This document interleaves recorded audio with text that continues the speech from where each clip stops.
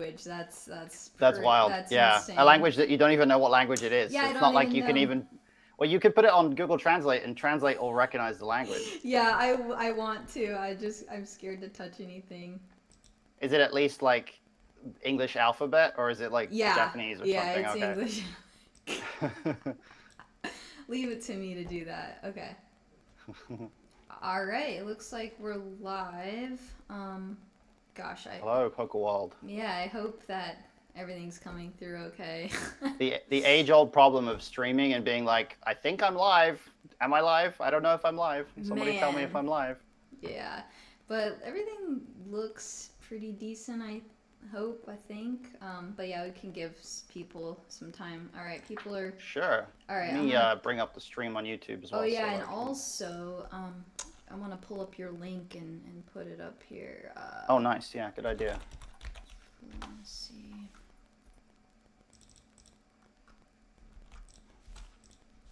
We're live. Hey, what's up, Jeffro? Okay. Join the alliance this summer. Link to join is in my All right, I can see Wizard through the YouTube stream, so Oh, hell I think yeah. we're good. Okay, awesome. Nice. Yeah, I have a couple of different YouTube channels, but I think you're now with my Poker Fluency channel. I think you might now be the only person I'm actually subscribed to on YouTube with that account. So, congrats! You're awesome. my sole YouTube That's person on that account. hilarious. That's I have like hilarious. 1,000 subscriptions on my personal account, but my Poker Fluency account now is only following you. So, Okay, congrats. that's awesome. All right, I'll have to give you a follow back. Okay, so all right, let's see. Getting some people on YouTube now. Hopefully, there's not too big of a delay. That was my only concern.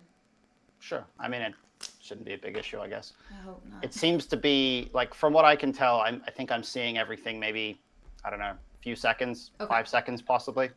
Probably nothing major. Okay, Matt says he's on YouTube and can hear. What's up? What's up? What's up? All right.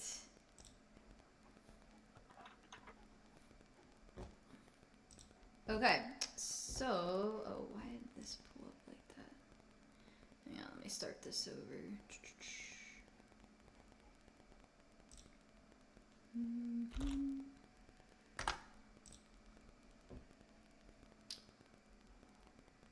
All right, so basically what I have here is I created a custom solutions for trainer where, oh, I actually have 100 bigs in here. I think we should just stick to like 60 to, Sure, just like those middle stacks. yeah, like Yeah. 60 to 30-ish we'll do. And do you want to do chip EV or do you have the ICM ones? Yeah, chip EV I think would be good, and Yeah. general MTT spots. So, yeah. Anyway. I think it's particularly weird doing ICM for like stacks that are a bit deeper because there's like a lot of ambiguity about how useful middle game ICM really is when you're still a long way away from the bubble, you know? So I feel like chip EV is probably good when you're looking at stacks of that depth. Right. even the names on Instagram are coming in as like different Like, different languages. They're translating the account names. That's great. Oh my gosh. That's hilarious. I accidentally changed the language on Instagram, guys, so I don't even know what's happening. Okay, so we can just get started and start running through some of these if you want. Let's dive right in. You can fix your Instagram problems, I guess, later on. You got that to look forward to later today. Yeah, it's hilarious. Okay. Oh yeah, can you see the Instagram chat? I can bring it up. Yeah, because now I'm like, let's see. Okay, what do no, I have to do I'm to seeing get this their stream chats shared in on... English, so. Okay. What do I have to do to get the stream on my Instagram account? So you can trying to join my live, I think. If it'll give you the option. I remember last time I don't think it did. Well, I'm in the chat now. Okay, so at the bottom, okay, yeah, I see you in there now. More? No. Yeah, it might. That's fine. We'll just stick with this. That's fine. Okay. Not a big deal. Like I say, you got way more followers than I do, so your account's more important right now. All right, cool. So So here we started the hand 25 bigs effective.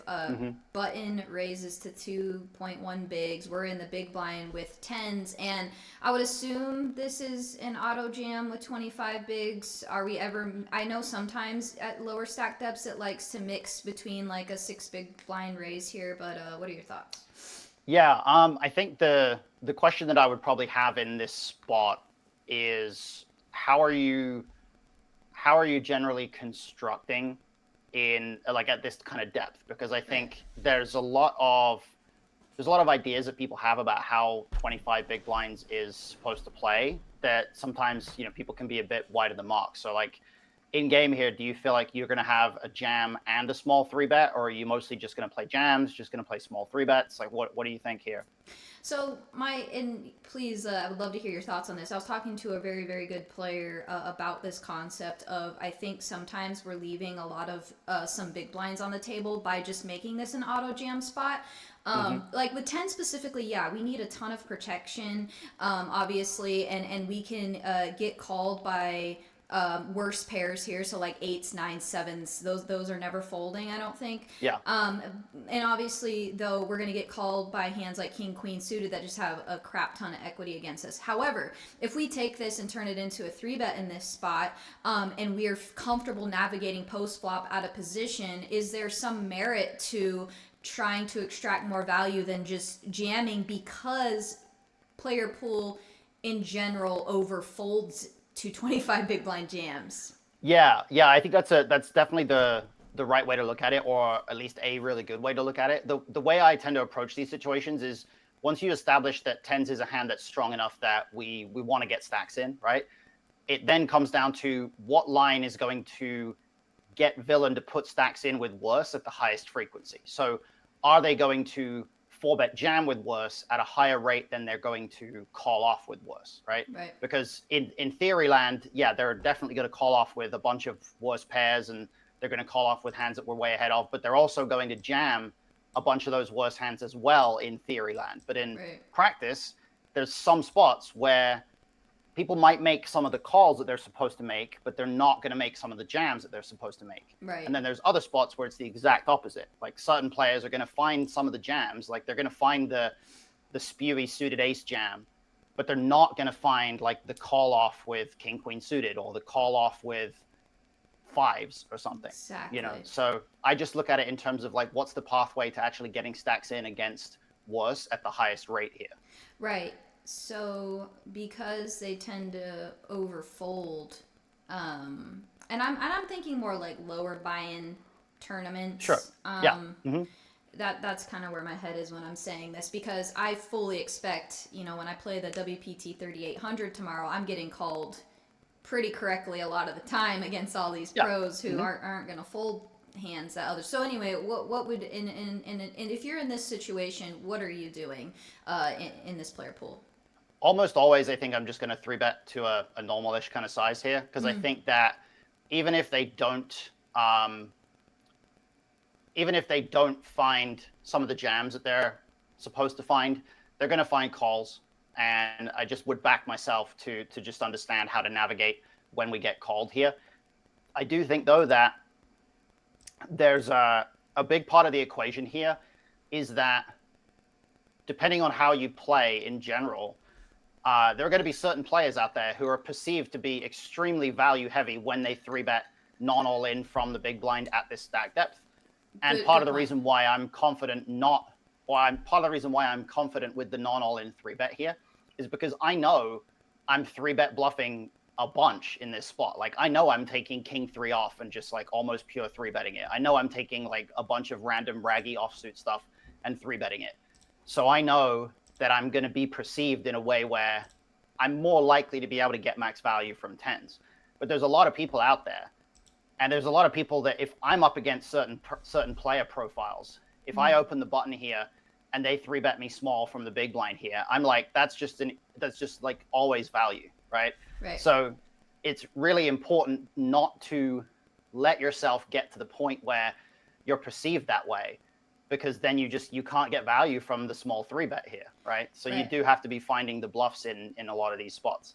Right. And Muck Dog, we're not making this difficult. We're wanting to kind of dissect and analyze these spots because I think there's a lot of chips that you can leave off that you're not extracting in situations like this because we're paying attention to player pool tendencies. We're not just obviously we can just jam this a ton of the time, but we're discussing if there's merit to 3-betting it. So we're not making it difficult. We are just kind of wanting to dive in a little bit deeper because that's where the nuggets come from of extracting a little bit more EV and a little bit more chips and a little bit more of a positive ROI. So I think it's fun to kind of go over these spots. So and then sure. someone said, if you 3-bet 10s and then get 4-bet, can you ever fold? At this stack depth, I would say no, because there's definitely situations where 10s becomes a bit uncomfortable versus a 4-bet if you do 3-bet. But a lot of those situations at depth are going to be spots where 10s shouldn't 3-bet that often to begin with. But at this depth, no, you're just never ever folding. Like in this formation in particular, like you're just like burning money if you fold 10s here. To be honest. Okay. All right. And so hello, someone on YouTube said hello to me, so I'm just gonna say hello. Hot Wheels and Holden, welcome. Oh, hey, what's up, Hot Wheels? Okay, so let's just 3-bet not all in to kind of see, because I think also people get scared of wanting to play these spots out of position. Like, if the board comes Jack high, Queen high, King high, even Ace high, I feel like we get stuck a lot. All right, so just as a pure jam. Okay, but I actually want to, hang on. I keep accidentally clicking a window, and I don't mean to, so let's do this. Okay. Oh, did you say? Oh, I'm still waiting for the stream to catch up. Did you say the sim plays pure jam here? Yeah, which is actually kind of surprising to me because I thought it had some non all in. Anyway, okay, 5s with 20 bigs in the low jack. 20 bigs. Low jack. I'm still waiting for it to catch up as well. So are we facing an open here? No, we're first in. So under the okay. gun, So what's your default here? What do you think is going to be the way to go? So with 20 bigs, if we were like under the gun or under the gun 1, we would want to fold this. However, let's see here. I think that we can open this at some frequency, or we're opening from the low jack. So yeah, we raise in. Big blind calls us in the flop, button calls us. So now we're out of position, 18 big blinds, and let me know when you can see the board. Sure. Yeah, that's fine. No, I want to talk a little bit before we kind of go through that about. There's a couple of things coming in from Instagram. People talking about where are we in the timestamp, or where are we in the tournament, beginning, mid, or on the bubble. We're playing chip EV at this point, so we're just early. We're early in the tournament. We're not accounting for any kind of ICM pressure at all, and I truly, I think one of the biggest issues that people deal with, and this is I can segue into something here, so I'll okay, great. Bear with me a second. This is one of the biggest things people get wrong about tournaments is just not playing chip EV at the beginning, right? Just going into the first 6 to 8 levels or something, and then you're trying to preserve your stack and you're trying to ladder up. But if you're playing chip EV poker, shouldn't be doing that. You should be playing every hand like a cash game. You should be trying to build a stack. You should be taking every spot that comes along. And there aren't going to be that many situations where we do go down to 20 bigs during chip EV play. But if we do, we absolutely should be opening the hands that we need to be opening. And 5s is probably going to be one of them, Yeah. So the segue is I have a webinar on Monday, free webinar called Day 1 Domination, how to build a big stack in the early stages. It's all about these concepts that I just mentioned, these ideas that people get wrong about early stage play in tournaments, and just not being willing to get involved in enough pots, and not being willing to just put chips at risk in order to accumulate early on. People get probably the most common complaint I get from people who come for MTT coaching is just, I feel like I never build a stack early on. And it's because you're looking at tournaments as I can't bust early. Yeah. I really don't want to bust in level 1. If you never bust a tournament in level right. But if you never bust a tournament in level 1, you're almost guaranteed to be playing way too tight, way too passive early on. Yeah. You have to, at some point in your tournament, at some point in your career, you have to bust a tournament on hand 1. It's like a rite of passage. It has to happen at some point. It's happened to me. And to be honest, when I busted hands on hand number 1, I don't even think I played it that great, but I played a massive pot on hand number 1 because that was the right thing to do, or at least, I thought it was at the time, So Sure. That's what we're going to cover a lot of on Monday, a lot of chip EV stuff, a lot of approaches to how to navigate those early levels and how to make sure that we don't go into the bubble with that 15 big blind stack that everyone hates having. Yeah, cool. Well, please join him Monday, guys, for that webinar. I will There definitely be there if I'm not final tabling the Choctaw main. So I mean, you're going to be final tabling the Choctaw Hell main, yeah. so like, why are we even talking about Hell this? yeah, You know? hell yeah. You're guaranteed the final table. I'm due. If that's a thing, I'm due. No, but anyway, being due is definitely a thing. Yeah, it's definitely a thing. We have to believe it's a thing. Right. So Too depressing if we don't. So yeah, here's another spot where I think because of stack depths with the 5s here opening off 20, I know I'm probably misplaying these spots some. So 9-6-4 2 spades. We do have the 5 of spades. But you know what type of range are we facing from the button here? How do we proceed now? Flopping a third pair, and we're out of position. We raised pre, but we got the button in position. Yeah, these spots are tricky. I think that the way to look at this really is to first of all start by just getting an approximate idea of what that flatting range looks like on the button at 20 bigs, because ultimately it's not going to be the same as what a flatting range looks like when you're deeper. It's going to be very Broadway heavy. A lot of the pairs are going to be jamming pre. A lot of ace hands are going to be jamming pre. A lot of the strongest stuff is going to mix maybe some traps, but like stuff like jacks and queens are not going to want to trap here. Yeah. So ultimately, I think you're going to be facing a range that's not particularly strong on this board. Ultimately, like you're not going to see a lot of overpairs. You're not going to see very many pocket pairs at all. You're going to see a lot of high card hands.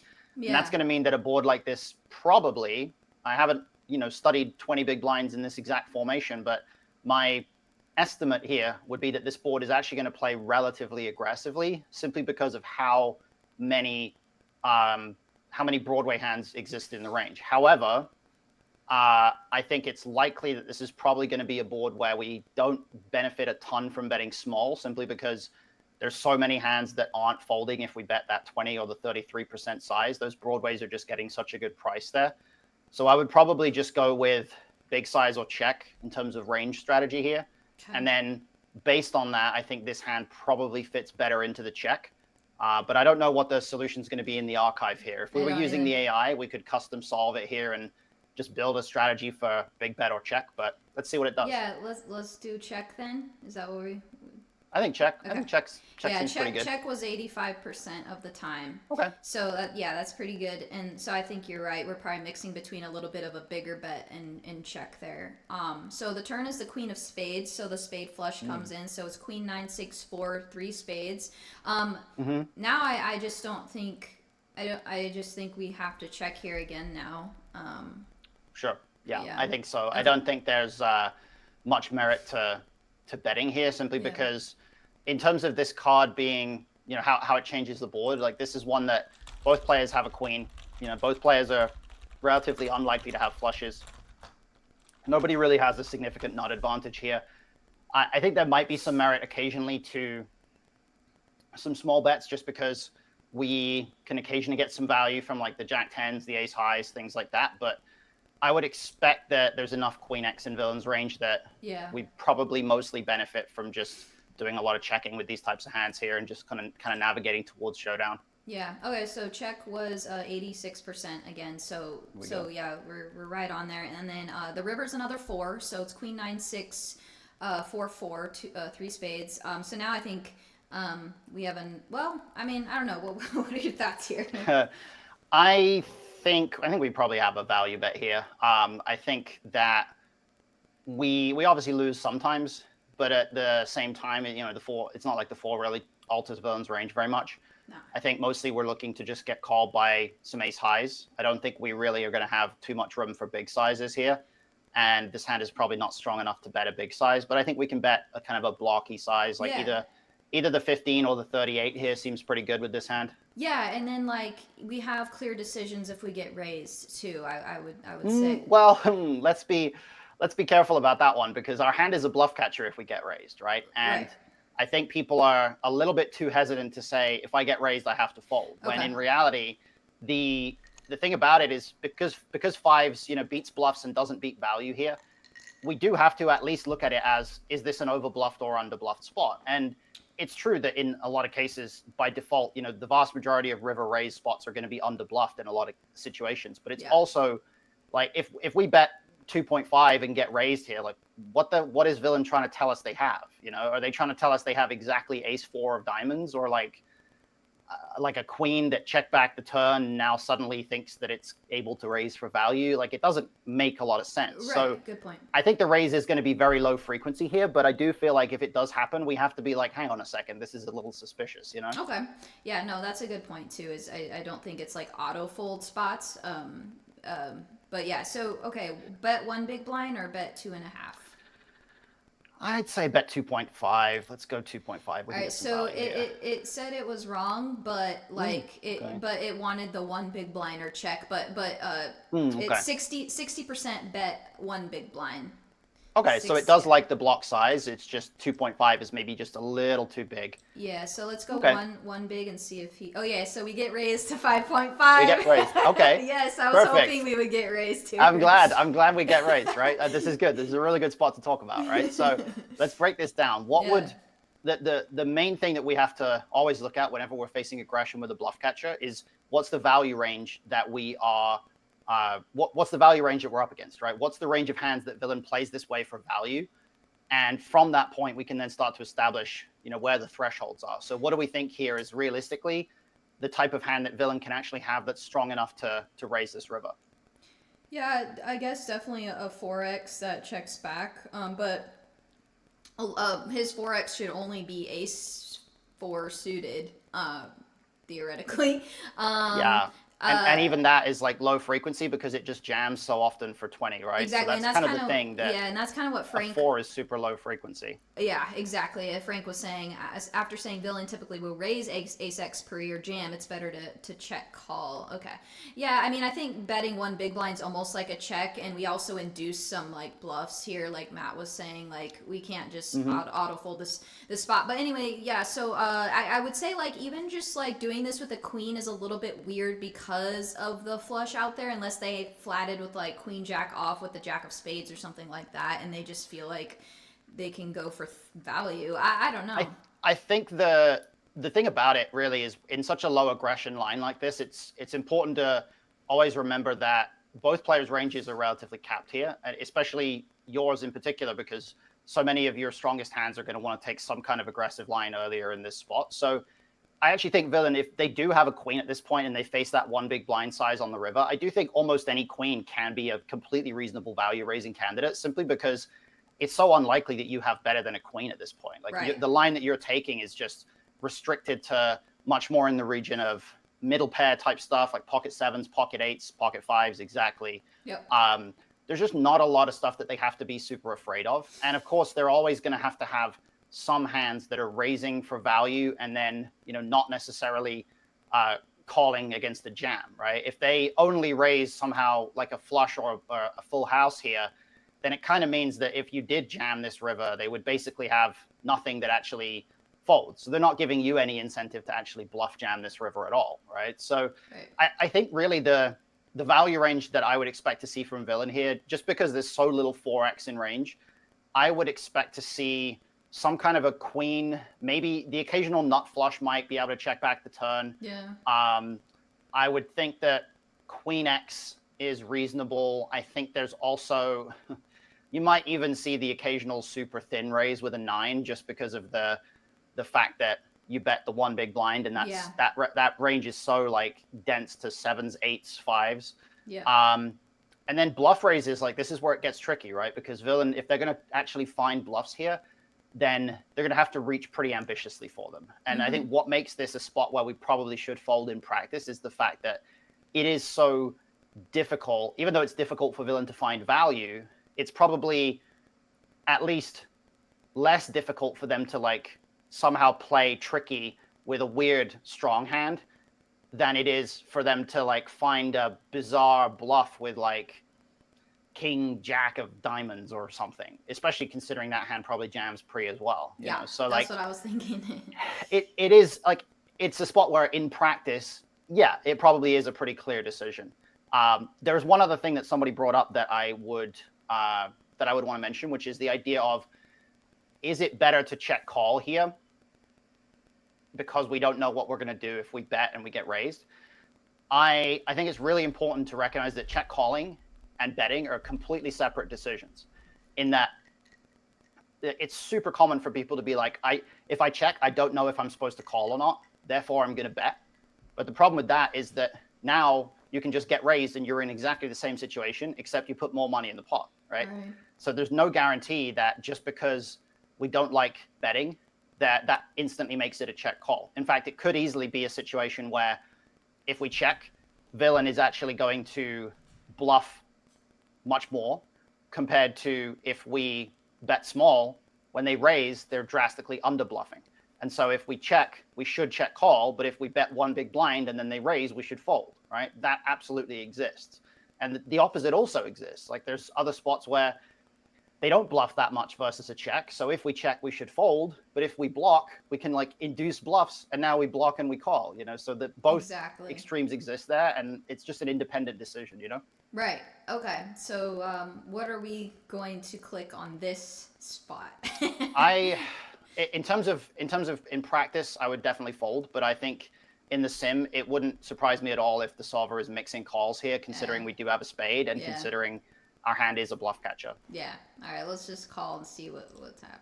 So yeah, call 93%. And 93. Yeah, there we go. And they did have the Queen Jack of Hearts this time. Okay. Yeah, there we go. So you know that it does make sense to me. You know, they don't always have to bet a queen on the turn, and then this river card, it's enough of a brick that when they face one big blind, a queen certainly can raise. You know. Yeah. So we made the correct decisions. We just wrong result. We lost the hand. Yeah. All right. So here we have a King 10 of Hearts under the gun. 17 big blinds. So these types of hands, actually, okay, we're at 17 big. So, what are your thoughts on this initially? Well, 17 is a tricky stack size. I think a lot of people have some difficulty with this kind of a size or stack because it's not always clear at what threshold we start to play push forward, at what threshold we have min raises, how many min raises do we have, and so on. So I guess the question I would have here, first of all, would be, do you feel like you would have jams in this spot? I don't think the solver loves jams under the gun with 17 big blinds a lot. Yeah. You're on the right track there. I've noticed. You're on the right track there. I think what people get wrong about short stack play is that the number of bigs at which you should be playing push fold increases as your position gets better, right? So from under the gun, you're very, very rarely going to want to jam more than about 12 or 13 bigs. From the button, there are times where you could jam as much as 20 or even 22, and even more than that sometimes in ICM spots.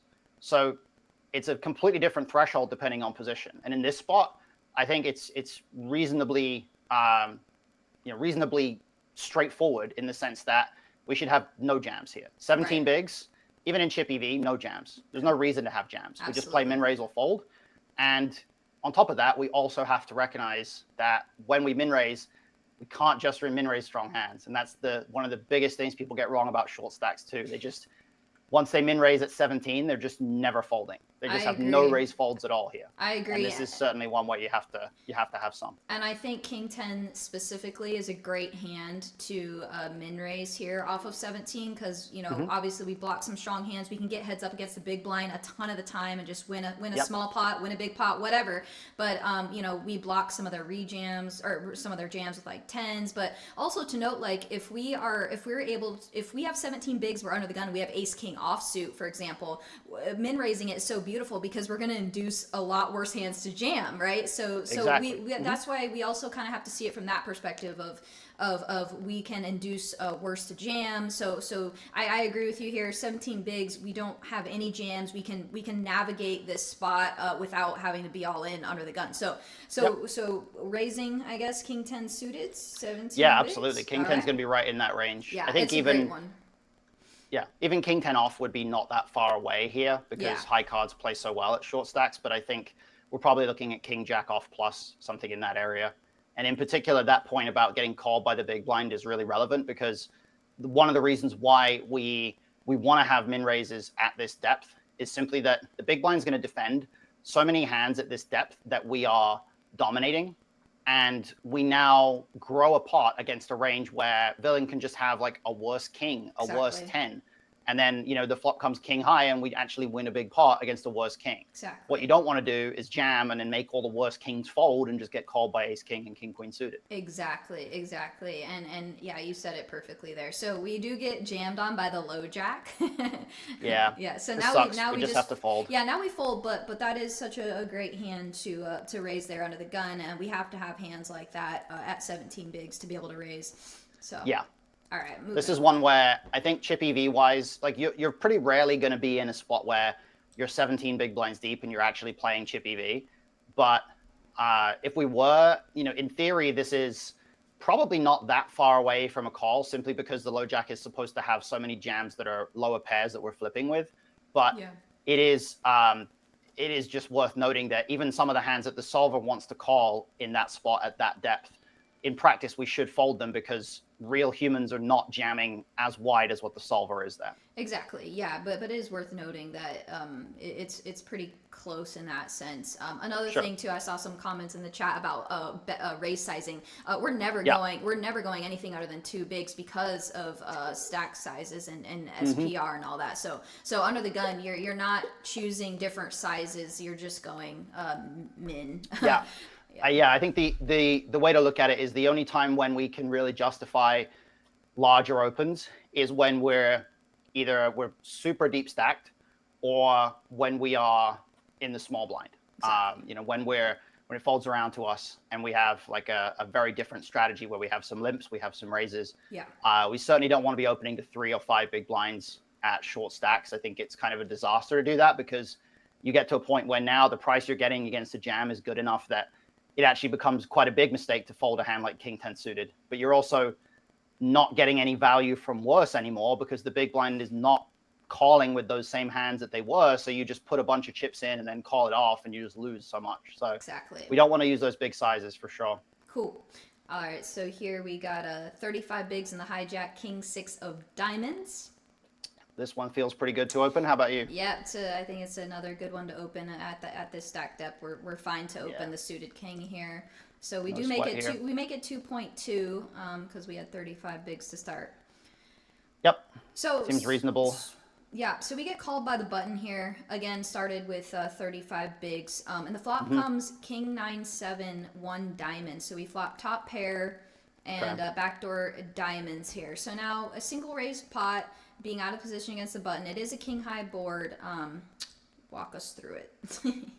Yeah, so I think the way to kind of look at some of these out of position situations is that the range that flats us in position here is always going to be composed of a couple of different categories of hands, and the primary categories are going to be pocket pairs and strong suited hands. So in this situation, the strong suited hands are going to be doing okay on this board because they flop a certain amount of equity. They flop some gut shots and things like that. But a lot of the pocket pairs are not doing very well. Villain has all of the 6s, 5s, 4s, 3s, deuces under pairs to the board. So ultimately, I think that the amount of aggression that we can have on this flop is probably going to be relatively high simply because we get to put some pressure on those low pairs. And we ourselves also have a relatively equity, like a pretty solid amount of equity range-wise here because we have a lot of those Broadway cards. We have the king 9 suited, the king 7 suited. We might even have king 9 off here. We obviously have aces, ace king, pocket kings, 9s, 7s. There's nothing really that causes us to be at a disadvantage on this board. So it may not be necessarily a range bet, but I think that a pretty decent betting frequency here for about that 33 or maybe even the 55% here is probably pretty good. Okay, yeah, I agree with that. I think I've often thought that because it's a king high board that I should be going smaller here, but that's actually not the case when we consider the button's calling range here. Yeah, I think smaller can be okay. One of the things about out of position is that a lot of sizes are very close together in EV, right? And this is generally the case for a lot of flop strategies anyway, but in particular for out of position, it's much more important that the range that you bet with fits with the size that you use than it is that you pick the perfect size. Right. Because there's a variety of different strategies that can be viable. But if you bet a big size with too wide of a range, that's going to start to be problematic. And if you bet a small size and you don't bet thinly enough for value, that's also going to be a bit of a problem. Right. Andrew on YouTube says smaller is information, and I don't particularly agree with that. Yeah. Because maybe you can explain better. Yeah, I think the problem with looking at things in terms of information is that we only accumulate information by doing a certain thing if our opponent is playing a very predictable face-up strategy against players who are even vaguely competent to the point where they have an understanding of what it means to have some degree of balance. That principle of call equals X, raise equals Y is just no longer true, right? So in this case, for example, anyone vaguely competent, if we bet this flop and they raise, they're going to have at least some bluffs in there. So we just don't really benefit from any kind of information accumulation because there are only certain bits of information that we actually gain. And a good player is going to have a very well-rounded range in any spot, really, to the point where we gain almost nothing in terms of meaningful information.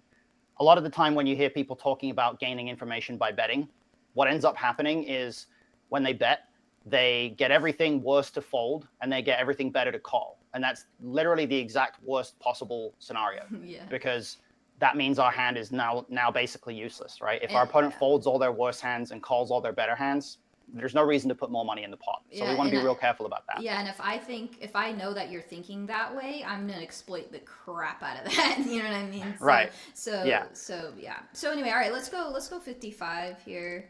And that was okay, so let's see. It wanted check at 40%, and then between check and 33%. So it was fine. I mean, okay. the EV's all literally almost the same, so it's not a big deal.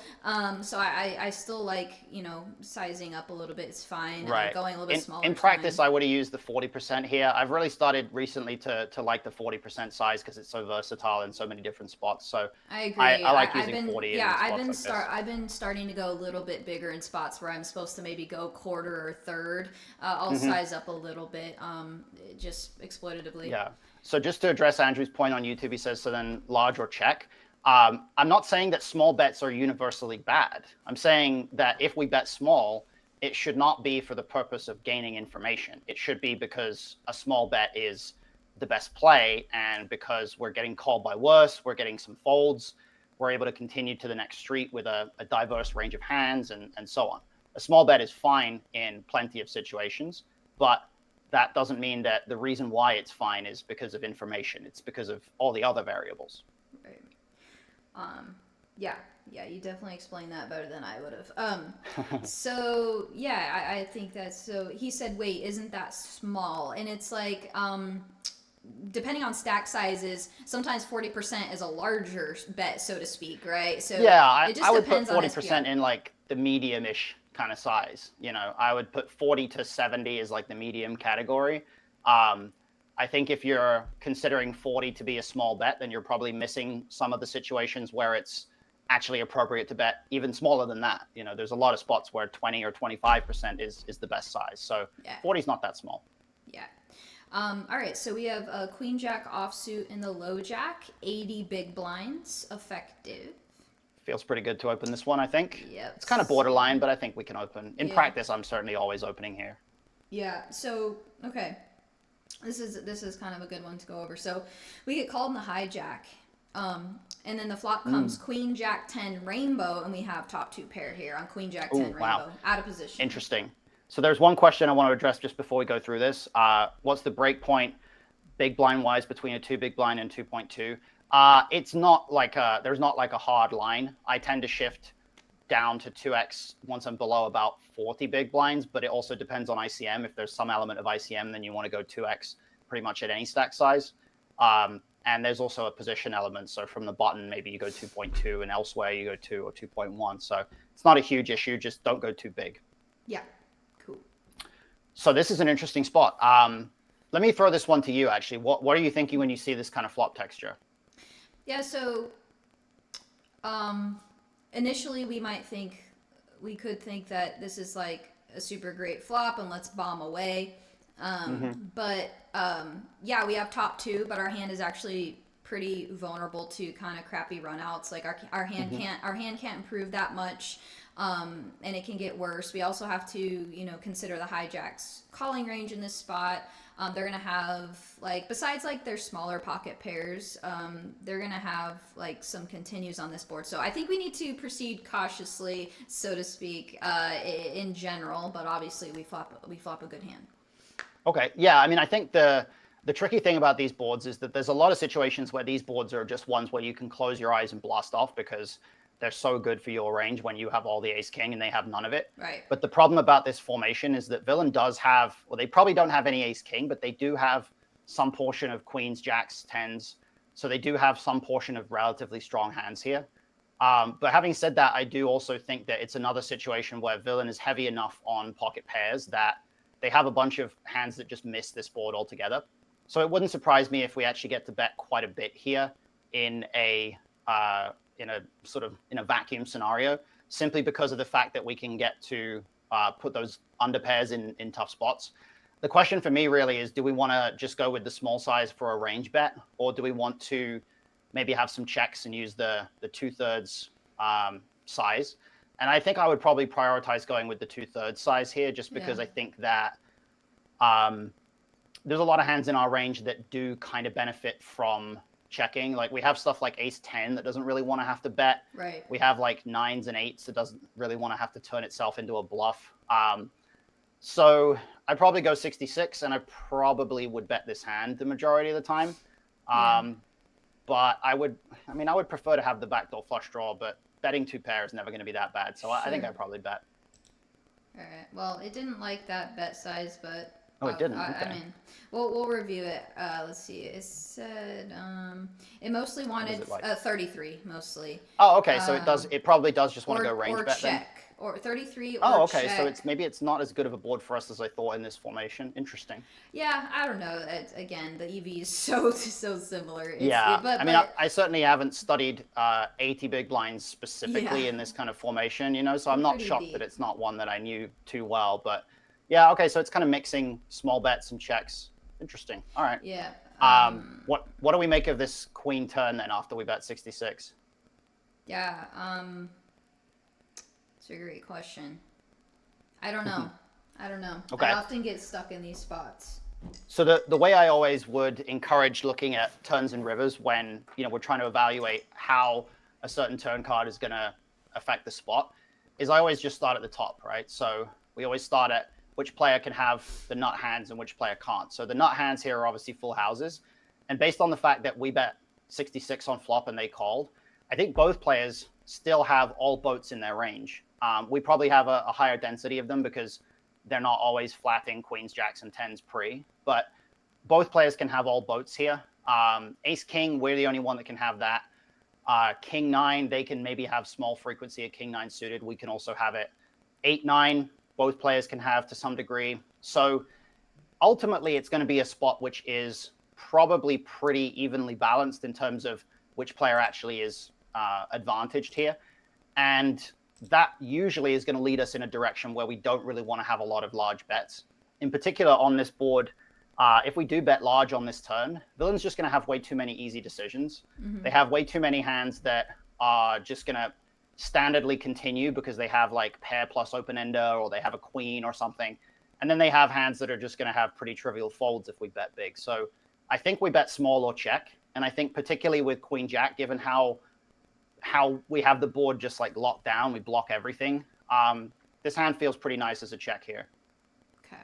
All right. So you want to go check? I think so. Okay. All right. Yeah. So check was majority it was 76%. And now we face a 3.3 big blind bet. So a small bet by hijack on the turn. Okay. Yeah. I think at this point it becomes kind of necessary once we check here, the same principle kind of applies, which is that we block everything. So it's really difficult to check raise now because, number one, it's very hard to construct a check raise bluffing range here. But number two, we block so much of the value that we would be trying to get called by. Yeah. And I think we just sort of use this as some of our protection in our range so that we can, check the river, hopefully check jam, and maybe we get called by a straight. Right. Okay. So just calling. Probably. All right. So call 38% of the time. Okay, So, so mixing. Yeah. Raising the other 60%. So it's just kind of like. Oh, it is raising a lot. Interesting. What size is it like with the raise? So it's going 33%. So it would have gone to 11 bigs. Oh, so it's just raising small. Okay, that kind of makes a bit more sense. I think if we raise big here, that's where it starts to be like, well, what are we actually trying to get called by? Because when you raise big and you have everything blocked, it's like, how could you get value there? Yeah. All right. So now we got 23 big blinds in the middle. We got 70 bigs behind. And now what do we do here? Well, I think what it comes down to here is that this river card doesn't change the board. And anytime the river card doesn't change the board in a way that's favorable for our range, or at least like when it doesn't change the nuts or it doesn't affect the nature of the spot too much, we just can't really have a donk betting range here. We can't really do any leading out. I think a lot of people are prone to doing that because they just really hate when it goes check check. But it's just like if you donk this river, it's just like never a bluff. Just like zero frequency. When someone just like bets flop, check calls turn, donks river, it's just not a bluff on this board, because what could they possibly be bluffing with that they check called the turn with? Are they gonna like turn like, I don't know, 10-9 into a bluff or something? Like nobody does that, So I think we just check, and we plan to check raise against literally any bet size. Yeah. So it said it likes check. Let's see. Check 54% of the time. The other. Oh, really? It wants to have donks? Interesting. Small, like a block bet. This might be one of those things that's created by the fact that we bet big on the flop, right? So now this is like a low frequency line, and there's some unusual stuff that happens there, right? If you go through the smaller bet on the flop, I would imagine that the hand is going to play out a bit more logically, and we're going to see, maybe a bit more natural evolution of strategies. One cool thing about Wizard AI here is that now that they have this new solving algorithm, these lines where you have these low frequency things that happen, you no longer have to worry about the ambiguity that's created in the later street spots. So you don't have these super low frequency later street scenarios that aren't very well solved. It has a good algorithm for solving all of that. So it's really handy from that perspective. Certainly recognize the value of Wizard AI. Yeah, for sure. So a villain had ace 10, so that's interesting too. Yeah. Interesting turn bet. It's a very weird turn bet there. Yeah, I'm not sure what that bet wants to accomplish. So, all right, we got ace 4 suited and hijack off of 40 bigs. Obviously, we're raising all of our suited aces here. And we love ace 4 suited. Okay, perfect. So now we get 3 bet by the small blind. And they go about 8 big blinds. Sure. Okay. Yeah.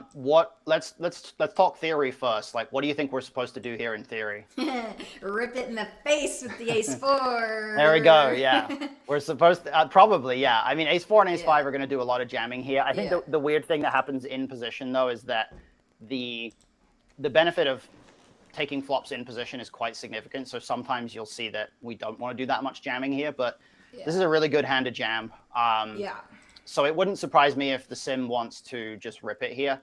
I think in practice, these are spots where it probably isn't that great to just rip it, simply because you're just not going to see enough. You're not going to see enough 3-bet bluffs from small blind here. Like, you're going to see just way too value heavy of a range. Like, if you look at what the small blind's supposed to be 3-betting, there's a lot of hands in there that are not valued that they're supposed to be 3-betting at some frequency, and I just think people are going to really struggle to find those. There's not going to be a lot that actually get done in game, Yeah.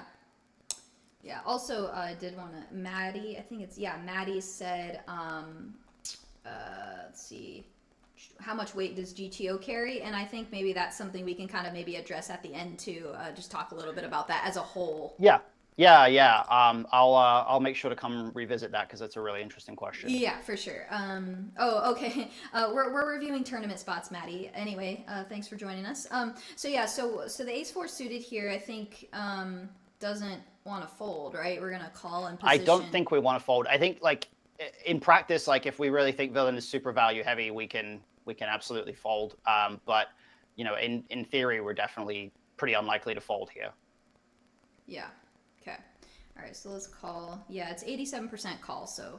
Okay. Yeah, it makes sense. So mixing jams, I would assume. Yep. So small blind then lead bets 8.8 bigs on 10, 6, 3, 2 spades. Our hand is super dust. Super dust.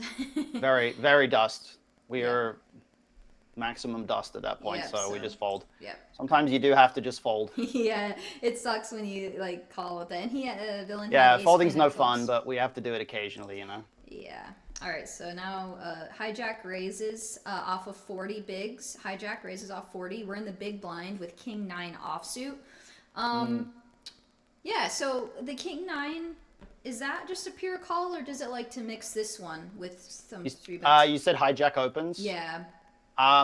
Yeah, I think that one's going to be one which is like high frequency call, small frequency 3-bet. Yeah. It's a little bit weird because the size is bigger than a min raise, so it's a 2.3, which means that the 3-bet range in the big blind becomes a little bit different because you're getting like a different price to call, so it starts to look a little bit off. But these middle offsuit hands do tend to be like low frequency 3-bets in a lot of these spots, but the ones that are the higher frequencies are going to be like the king 3, king 4, king 5 off, the ace deuce through ace 5 off, like a lot of the offsuit high card, low card stuff. The stuff that has middle cards, the problem is you're kind of blocking some of the stuff that you want hijack to raise fold. So it's only going to be like low frequency here, I would think. I would guess this is like 90% call, 10% 3-bet or something like that. Yeah, probably. I would agree. Yeah, 56% call. What the? Oh, wow. Okay, so it does. The king 9 as a 3-bet? I guess it probably does 3-bet it at a higher rate then. Yeah, okay. So sometimes it likes weird combos. Like sometimes it'll be like king 9, it's like 50-50, and then king 8 is like 90-10. You know? Exactly, so it's like, yeah.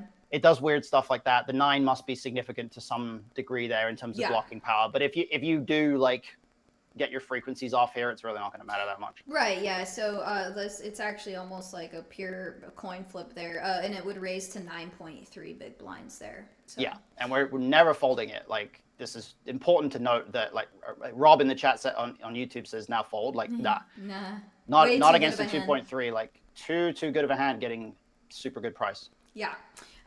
So yeah, I don't think we're folding any of our king X. Maybe, yeah, I don't think we're folding any of them. I think versus hijack, I think we can fold the weakest. Like king deuce off, king 3 off. Yeah, and I think in practice, the way I tend to look at things is like people open a bit too tight in most cases. So if we face a hijack open in practice, I'm going to treat it a lot like a low jack open. So I'm just usually going to like go one position earlier in a lot of cases. But obviously there's a variability that depending on who the actual opener is. But by default, I think we can assume maybe one position too tight. Yeah, so we get the queen 10-3 rainbow flop, and we did call pre, we didn't 3-bet it. So we don't have any leads on this board. Nope. So we're 100% check frequency here. No donking for us. Yeah, no donk. And then they go 3.3 bigs. So they bet like just over half. Yeah. Okay. Talk me through how you're constructing your response against that kind of size here, because it's an interesting and a sort of a weird size. Yeah, and I'll be honest, like I'm thinking about like specifically the tournament I'm going to be playing tomorrow, the WPT main, just kind of like reviewing things in my head and how, I've seen the player pool play, and I do get thrown off sometimes when they go a little bit bigger because I feel like it takes some of my check raises away. Maybe that's not the right way to think about it. It does to a degree. I think it's what you always have to kind of keep in mind is that it's all about the range it's actually betting, right? Because if you are facing a high quality opponent, they're going to find big bets with a range that is pretty diverse and is going to include adequate bluffs and hands that don't necessarily have draws and various things like that. But a lot of players, they're just going to be much more value weighted when they bet bigger on flops. So it's quite important to sort out those two types of players, because against the value heavy type, we basically just don't really want to do very much check raising at all, because we just want to check raise for value and get it in because they're so value heavy. But against the other type of player, we certainly have to find check raises that are not value, and we certainly have to, be careful in how we construct that range, because we don't want our value bets to not get paid off. So right. I think against a better player, constructing the check raises does become tricky against this kind of size, but I'm curious what sort of hands you feel like you'd be most likely to use as your check raise bluffs here. Yeah, so originally, like when I was thinking when we get this queen 10 flop and we have the king 9 with the gutter, I was thinking it is a really good check raise hand, but then I'm like, maybe it's actually a little bit too good to put in there. I don't know. Originally, though, I thought like flopping a gutter like this might be good, but... Yeah, I think this is one where it's probably very likely to be a mix in theory. Like it's going to be medium frequency of each. It's not going to fold, but the way I would tend to split here is to kind of prioritize having the cards that have some interaction with the board in terms of backdoors, just because, you know, having a backdoor is good. You know, having a blocker to villain, having a backdoor is also good. So I would want our king to be, like, at a bare minimum, I would want to either have a backdoor flush draw here, or I would want our king to be not the king of clubs, because the king being a spade, heart, or diamond means that we're at least blocking a little bit more of the, you know, type of backdoor flush draw stuff that's backdoor flush draw stuff that's a bit more likely to call the check raise. So I feel like this king 9 is probably a bit more inclined to check call, but I think a lot of the other ones, particularly something like king 9 of spades, that certainly is going to be a pretty reasonable check raise candidate. Yeah. And then the other thing is that I think people normally, they tend to look at check raises in terms of just a multiple of the bet, when in reality, if you're facing a slightly larger bet, the check raise size you're going to use is usually going to be slightly smaller, because number one, you're facing a slightly more polarized betting range. And number two, you really only need to be concerned about the price you're giving your opponent, more so than the multiple of the bet. So what I would do here is, if we faced a 1.5 big blind bet, a really small bet, I'd probably be check raising to 5.5 or 6 big blinds, 4x or something like that. But when we face 3.35, we definitely shouldn't check raise to like 12 or something, because that's too big. We're responding to a polarized bet with a polarized raise, and that becomes a problem. So I would just raise to the 33% size here. I'd raise the small size with the hands that do raise. And then this specific hand, I think we're just going to call it. Yeah, I agree. And there's so much we could talk about there, but okay. Yeah, so, there's a lot. Yeah, so all right, so we get the 5 of hearts on the turn, so that brings in backdoor hearts. Some stuff if villain is like, has something like ace deuce of hearts, ace 4 of hearts, or any type of like ace high type hand, they picked up some equity to continue barreling. Yeah, I think it's always worth noting as well, before we think too much about draws, we have to think about, does this card actually bring any change in the nuts, or does it bring any strong hands that didn't previously exist? It's a pretty big outside break. outside of villain being able to occasionally have pocket fives and drill a set on the turn, it really doesn't change much here. So in that sense, we would expect to see villain take a pretty polarized approach and just bet big or check. We wouldn't really expect to see too much in the way of small bets here. So Jimmy, we're going over tournament spots. So you can see how many big blinds we started the hand with. Hopefully you can see that on the YouTube screen. But so I think Hero here, we just are checking again. Yeah, we just check everything, I think. Yep, 100% check. Oh, we get the jack on the river. Oh, bink. Nice. That's actually it. So okay, so when villain checks back on the turn, what do you perceive their range to be at this point? A lot of ace highs that are kind of dusty, or? I think in theory they're supposed to have at least some degree of protection in there. Like they're supposed to occasionally check back some hands that are 10x, some smaller pocket pairs. Well, yeah, they're also supposed to have the occasional check behind with some value, because they need to have some hands that raise the river once we bet. So it's going to be like maybe every now and again, like a top set of queens, or like queen 10 or something that blocks some value that we have. There's going to be occasional checks with like aces, ace queen, maybe some stuff like that, probably low frequency. But in practice, I think honestly, there's just so many spots here where once they check back the turn, it's like, all right, well, you never have 2 pair plus. And the only time, in this particular case, the only time this villain's ever going to have 2 pair plus on this river is when they specifically improve on this river. So when they have ace king, king 9, 8 9, jack 10, queen 10, queen jack, pocket jacks. Like there are a decent number of hands that improve here, but I still feel like the bulk of the range that actually checks back the turn is pretty much one pair, and there's very little in the way of strong stuff that checks back that turn. So if the river had been more of a brick, if the river was like a 7 or something here, then villain would really have one pair like the vast majority of the time. Yeah, I agree. I think that's a pretty good explanation. All right, so what the heck do we do when we make the kind of second nuts here on the river? Well, let's talk a little bit about what's your first instinct here. Like, what do you feel like you're actually going to do in practice a lot of the time?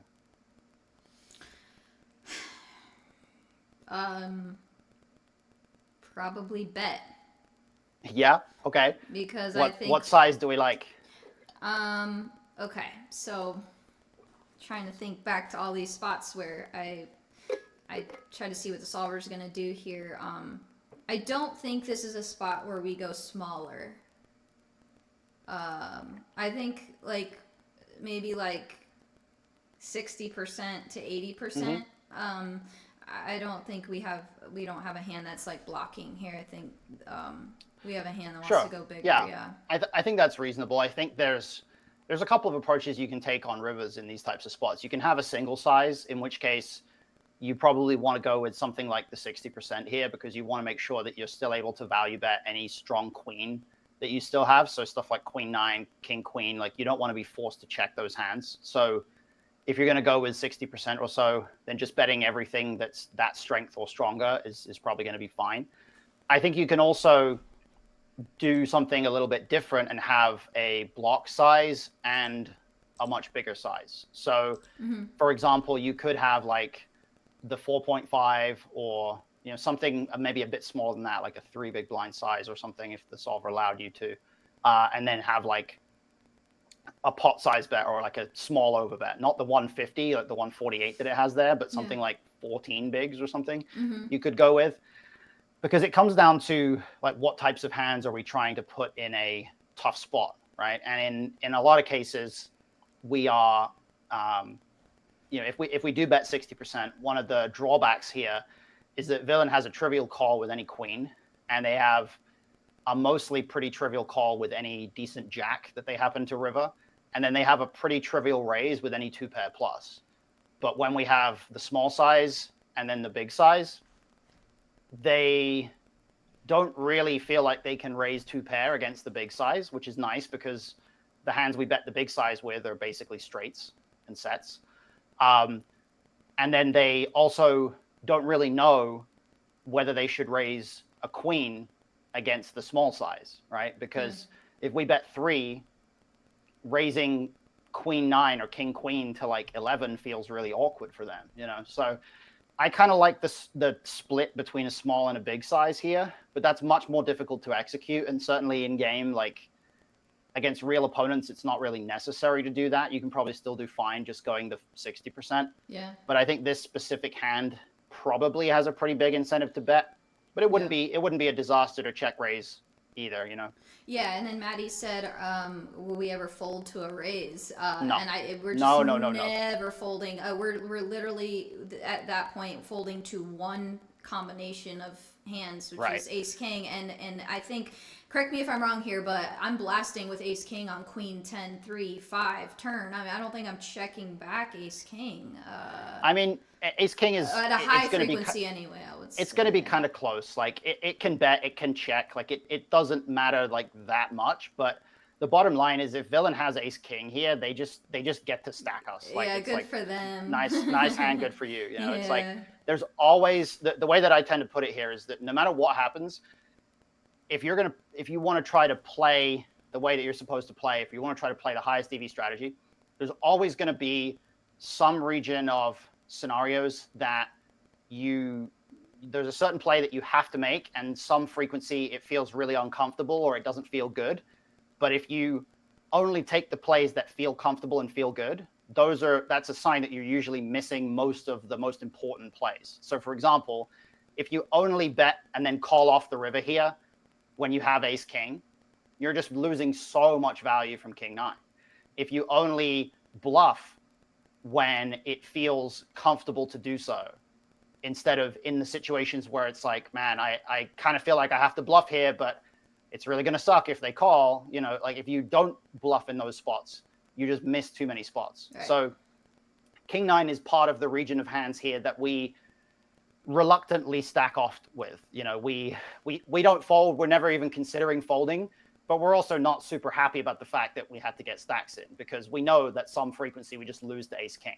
But that's just part of it here. We just deal with that, you know? Yeah. So, yeah, I mean, in the game here, I'm probably going like 60%. Yeah, I think 60 is okay. Let's see what the solver likes. These spots are complicated. Yeah, so it likes that 23% of the time. Okay. It's loading. It might do like a little bit of everything here. Yeah, so let's see. Yeah, I mean, yeah, it's such a mix. It's checking 40. It's checking 45%. Yeah, it's checking to check raise. Like this tends to happen sometimes in these river spots out of position, where you have like your absolute best hands will sometimes be checking with the intent to check raise, because you want to really just create the absolute biggest pot that you can, and check raising is sometimes how you do that. But yeah, I think generally we took a pretty good line there. Yeah, cool. Well, it's been like an hour. I know you were kind of feeling under the weather, so. Yeah, thankfully I don't have COVID, but I was feeling a little bit off today, so I think we can probably call it a day there. Yeah, well, thank you so much for your time, and why don't you, while the people are still here, tell them about the Alliance? Yeah, so I was going to answer the question about GTO though that Maddie had. Oh yeah. That we wanted to come back to. So the relevance that GTO has, the way I would look at it is that there are factors in poker that affect what your strategy should be, that go a long way beyond just how your opponents play. So for example, knowing that your opponent plays a certain way is important, but it's much more important to know, for example, how deep are the stacks? What position are you in? What bet size did they use? And so on and so on and so on, because all of these things are factual. They're objective. They are something nobody can argue with, right? Nobody can tell you that you have a different stack to what you actually have. But when it comes to our reads on our opponents and how they play, it's always subjective. We never have any proof of anything. So it's always important to understand how much impact those objective variables have, that baseline of how our strategy is supposed to look based on stack sizes, based on positions, and so on and so on. All of that factual stuff, you have to start with that, which means you have to start with some idea of optimal play, because then you have somewhere to go once you understand the mistakes your opponents are making. But if you try to start by thinking about your opponents, you end up going down a rabbit hole where you don't know the fundamentals. So that's really important. Yeah, super good.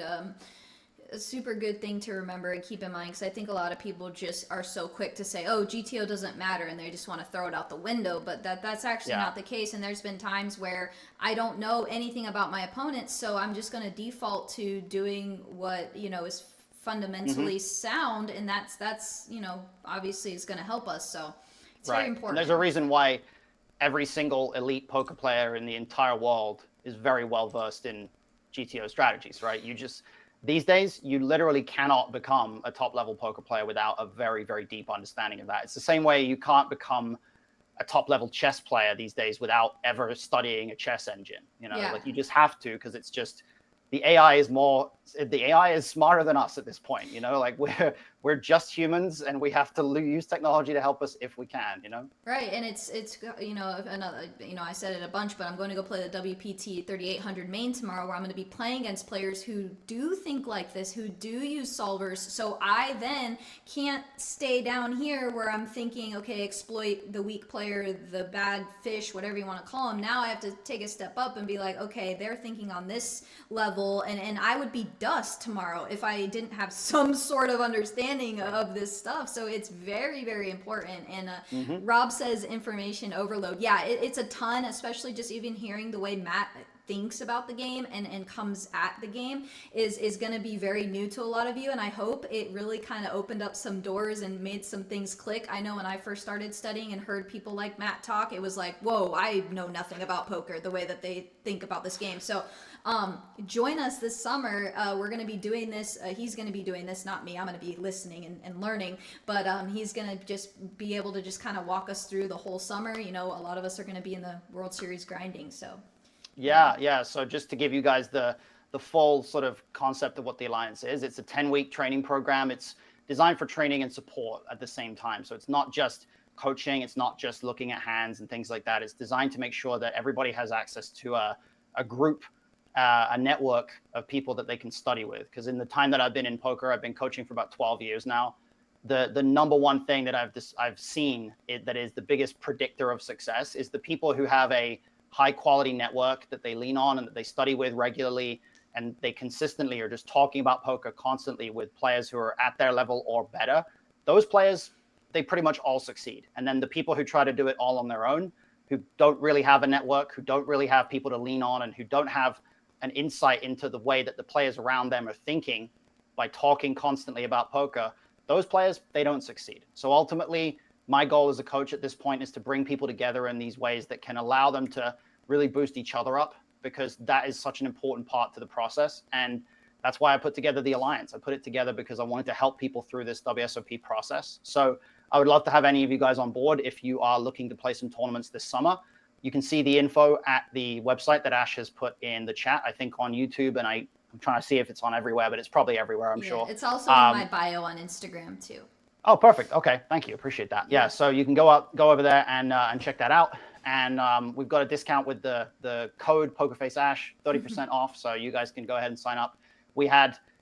I think we had like 4 people sign up today because I dropped the price just yesterday. I dropped the price. Awesome. And today everyone was like, oh, you dropped the price? All right, I'm going to sign up. So we had like a bunch of people today. Oh, great. Yeah, and Julie, she does a podcast for women. She said she'd love to have you on the podcast to talk about the Alliance and coaching for ladies. I would love to do that. Yeah, just I don't know how Julie can reach out, but Instagram or something, if you DM me on Instagram or whatever, we can definitely set that up. I'd be happy to do that. Yeah, and I can connect y'all if you need. Julie, just feel free to reach out to me. But yeah, so this is awesome. Thank you so much for all that value, Matt. Really appreciate it. Such good stuff. And I'm pumped to play tomorrow. I'm feeling, got my poker juices going. So yeah, awesome. well, thank you again. And I'll get you in touch with Julie. Let me make sure I didn't miss anything in the Instagram chat. Sounds good.